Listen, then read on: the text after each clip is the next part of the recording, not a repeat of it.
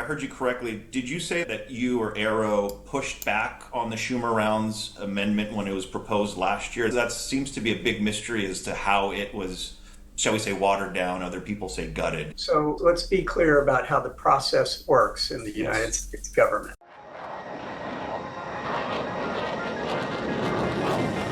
Chris Lehto, welcome to LehtoFiles. Okay, we'll see what the previous All-domain Anomaly Resolution Office Director, Dr. Sean Kirkpatrick, answered. But basically, yes, his office did have a hand in shooting down the actual UAP Disclosure Act. If you remember, this is from December 2023, U.S. Congress passes stripped-down measure to release UFO records. The only thing left now is National Archives are directed to collect reports, but measure gives government departments broad authority to keep them secret. If you guys remember Scott Bray, Deputy Director of Naval Intelligence, and that kind of disaster of a initial briefing.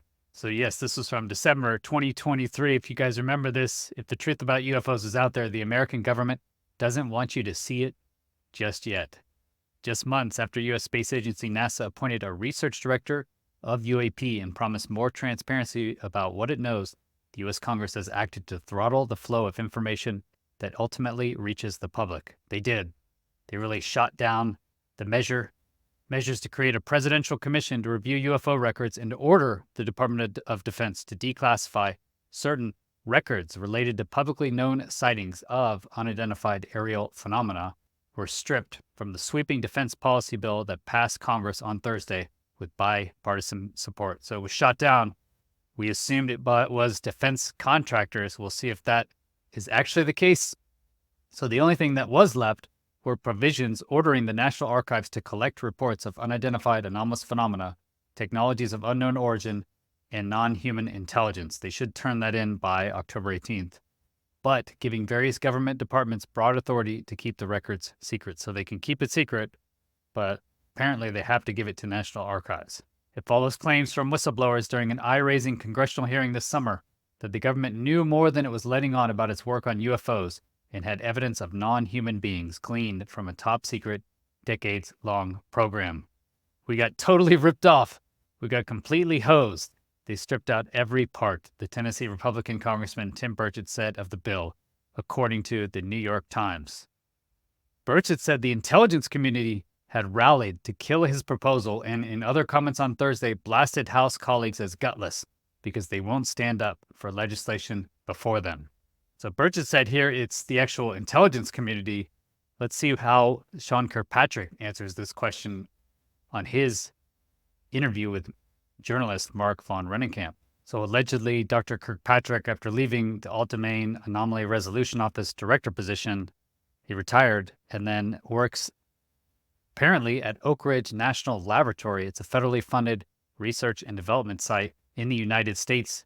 They were actually responsible for saying that the material sample from Roswell was not extraterrestrial. They said it was not a terahertz waveguide of bismuth.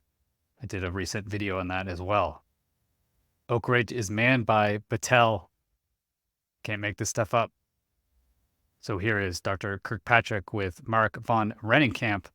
Link to the full interview in the description. If I heard you correctly, did you say that you or AARO pushed back on the Schumer rounds amendment when it was proposed last year? That seems to be a big mystery as to how it was, shall we say, watered down. Other people say gutted. So let's be clear about how the process works in the United States government. Every year, the NDAA is put together by proposals from both the Senate and the House side. Those proposals are socialized with the department.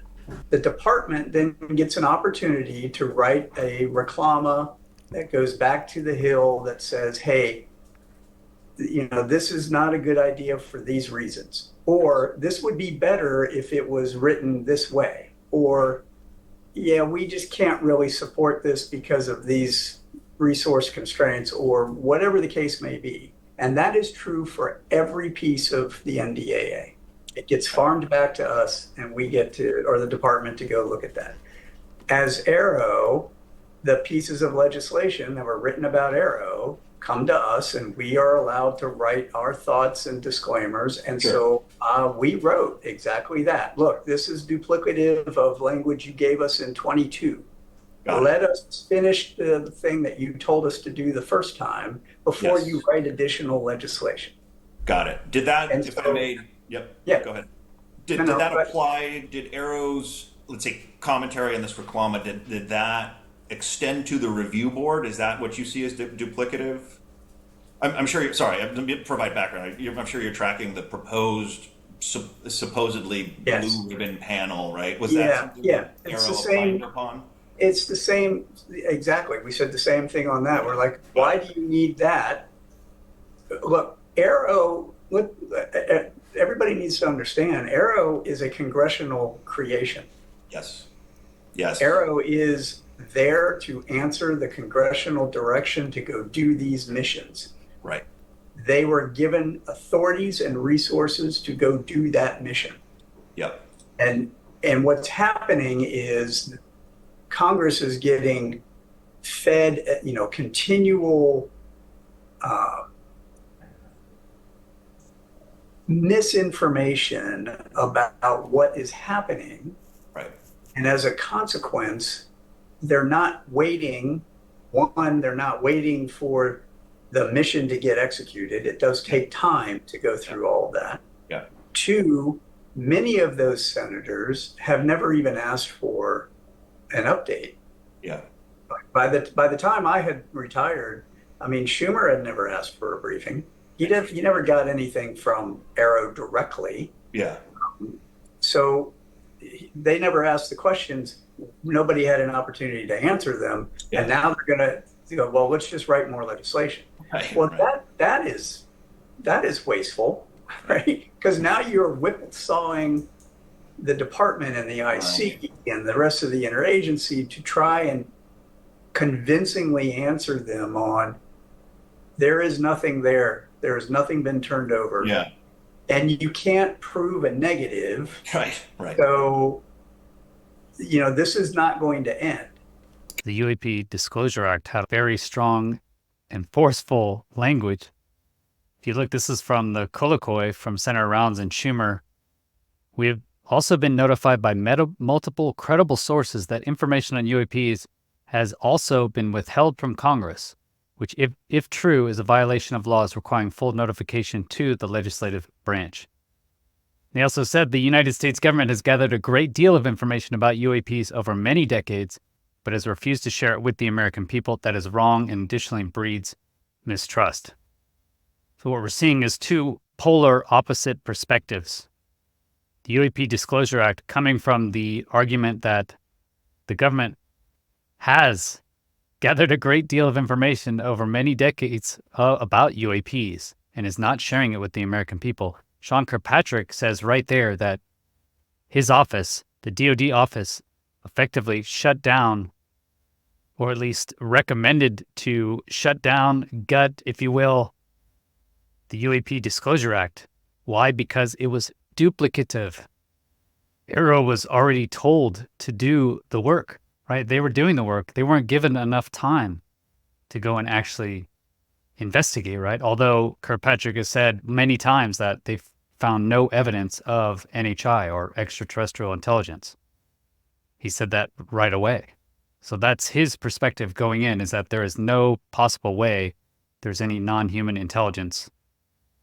They've investigated everything, although they haven't released any information on Nimitz or Gimbal, Phoenix Lights, Rendlesham Forest, anything on Roswell. None of those large cases, the biggest cases, Stephenville, they haven't released any information on any of those where Air Force, Navy assets were involved. And the point of the legislation was basically that AARO and the DoD are not doing their job. That's essentially what the legislation was saying, is that, hey, many people, including David Grush and sounds like Chuck Schumer, do not trust the intelligence apparatus. And Dr. Sean Kirkpatrick comes from the intelligence apparatus and is going to the revolving door of Oak Ridge National Laboratories. It just shows that that's where he went. So he's an intelligence apparatus token. Many of those senators have never even asked for an update. Yeah. By the time I had retired, I mean, Schumer had never asked for a briefing. He never got anything from AARO directly. Yeah. So they never asked the questions. Nobody had an opportunity to answer them. Yeah. And now they're going to go, well, let's just write more legislation. Right, well, right. that is wasteful, right? Because now you're whipsawing the department and the IC and the rest of the interagency to try and convincingly answer them on there is nothing there. There has nothing been turned over. Yeah. And you can't prove a negative. Right, right. So, this is not going to end. His argument there is that he had an answer, right? It sounds like he has an answer, maybe a top secret answer, for why the Nimitz happened. He's kind of hiding behind, he didn't say it explicitly, but basically he's implying that, he had an answer. AARO has an answer, a classified answer, that they could have possibly briefed these senators on for Gimbal, for instance. But you have to have an answer for Nimitz. David Fravor was in that July 26 hearing. He was on 60 Minutes. That's by far the most widespread case. That's the case that turned me around to this topic. So Kirkpatrick seems to be hiding behind a classified answer that he could have given a reasonable answer to the Nimitz. That somehow that could have been like an Air Force asset and the Navy didn't know it was operating, which just seems unbelievable to me. That those 4 aviators could have just misidentified some advanced drone or something. Just doesn't seem possible. That can defy the laws of physics, etc. But that's what he seems to be implying here. That if they had just asked, or if Chuck Schumer had asked instead of writing the legislation, then he would have given them a reasonable answer, which just seems unreasonable to me. I don't see how that's possible. The legislation was written because AARO wasn't trusted, because the whistleblowers are coming under fire. And Kirkpatrick was one of the people that attacked David Grush, right? He kept saying that David Grush would not come talk to them. It sounds like David Grush did not trust the AARO office, did not trust Kirkpatrick, had known him from previous life, and David Grush has even implied that Kirkpatrick could have been responsible for some of the actions against him. We'll have to see what happens from the actual Inspector General's case. But just to play devil's advocate, the UAP topic has been deeply stigmatized over many decades, right? The giggle factor, right? People reflexively, I never thought I'd be sitting here talking to you. This is the last thing I ever thought I'd be thinking about. And generally, I view the individuals, Rubio as vice chairman of Senate Intel, Gillibrand, Schumer certainly, as generally cautious politicians. And from my read, it would take and this is just me, it would take quite a bit of the evidentiary threshold, I feel like, should be fairly high for these individuals to stick out their necks. And that includes Harry Reid, and Senator McCain was interested in this, and Lieberman was part of the whole OSAP, right, or the DHS attempted reinvention. So for them to put 64 pages of this highly detailed, I feel like there should be some kind of an evidentiary threshold. Is that a fair opinion for some Americans to have? That's absolutely that is a critical thing. And that is what I walked into them every time with. You need to have evidence, and they don't have any, and we didn't find any, but that's not scratching the itch, because you have these highly credible people who keep coming forward. Some of these highly credible people still wouldn't come in to talk to us because they know that our threshold, certainly my threshold for evidence, was scientifically based, logically based, critical thinking based, rational, and we could prove it. If you can't prove it, it's just hearsay. And everybody that we talked to, it was all turned into circular reporting. Somebody came in and said, I know that this happened because somebody else told me. And then you go talk to that person. Like, we know that happened because somebody else told them. Right. When I read through the historical report, and there's a section in the unclassed version that outlines the various sources and what they've alleged in general terms, the bulk of those individuals are publicly known. Your Eric Davises, your Hal Puthoffs, your Lou Elizondos, your I think Michael Herrera. There's other individuals that have been out. You don't have to. I don't want to break confidentiality. It sounds like those are publicly known figures, and the individuals, if I'm understanding you correctly, and is it fair to say that the individuals leading this effort are all publicly known? Is that fair? I would say the bulk of them are. We, at that time, I think for volume 1, we had interviewed and or questioned 40 some odd people. Okay. That's a lot. And looked at who was saying what to whom and how was all this mapped out, and who worked where and who did what and how did this all come about. Some of them are obviously very vocal in the public domain. Some of them are not as vocal in the public domain. Yeah. But they're all linked. So that is Kirkpatrick's argument, right? Is that it's all just a miscommunication hoax perpetrated by a small group of people that are all linked, that there's no actual evidence, right? Never mind all of the investigations into Rendlesham Forest, never mind all the nuclear events, with Solace, Bob Jacobs, Hastings, all of those cases, never mind Mario Woods, never mind David Fravor, never mind Ryan Graves, all of them capturing crazy stuff on the East Coast. Never mind the alleged launches of Stephenville, F-16s launched, right? Never mind F-15s allegedly launched for Phoenix Lights. So all of these cases that were investigated, as Mario Wood said, Richard Doty was there investigating his case. What happened to any of these investigations? Is it really nothing was found? Nothing was found there. It just seems like another bloop.